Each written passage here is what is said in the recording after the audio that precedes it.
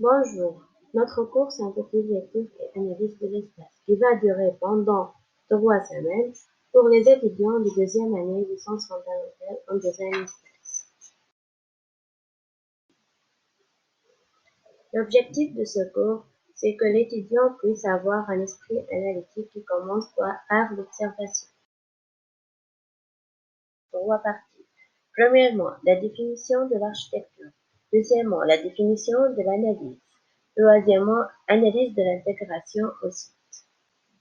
L'analyse s'intéresse à 4 critères. Premièrement, l'intégration au site. On va prendre l'exemple de la maison expérimentale de Alvar Aalto.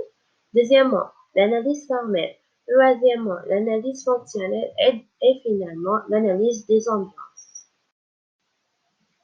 Qu'est-ce que l'architecture? L'architecture, c'est l'art de concevoir et de construire des édifices.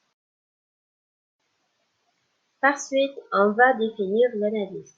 C'est quoi l'analyse? L'analyse, c'est décomposer pour comprendre certaines logiques. Il s'intéresse à 4 critères. L'analyse de l'intégration du site, l'analyse formelle, l'analyse fonctionnelle et l'analyse des ambiances. L'intégration au site. Comment le bâtiment s'intègre au site? Le site a 2 dimensions. Dimension physique, qui peut être naturelle ou artificielle, et la dimension humaine, qui peut être le règlement, la culture, la civilisation, le patrimoine, etc.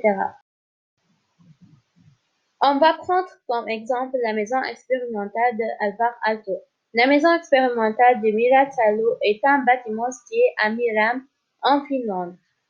La date de construction est 1952. Pour comprendre l'architecture, il faut tout d'abord savoir c'est qui Alvar Aalto.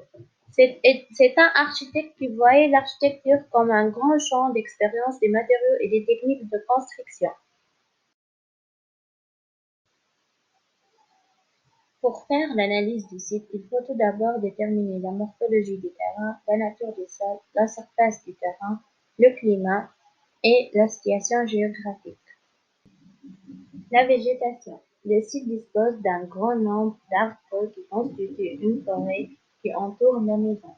La forêt qui se fait plus dense autour de la maison a conféré une protection contre les vents grâce à la hauteur des arbres, comme il est indiqué dans la figure. Merci pour votre attention. On vous invite à poursuivre ce cours.